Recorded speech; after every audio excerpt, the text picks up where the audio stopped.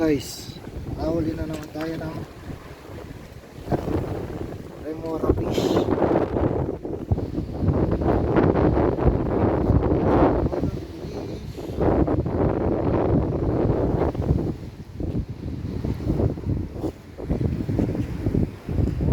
So yan, pakakawalan natin guys.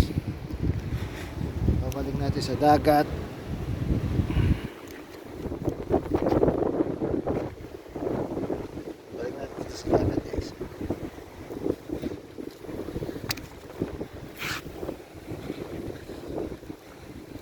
So, balik natin sa dagat. Ayan. Saan ba? Ito na lang.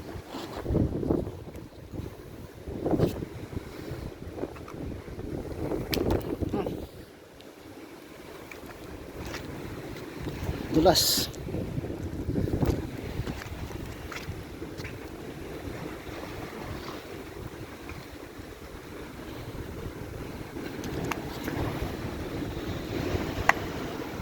Ayan.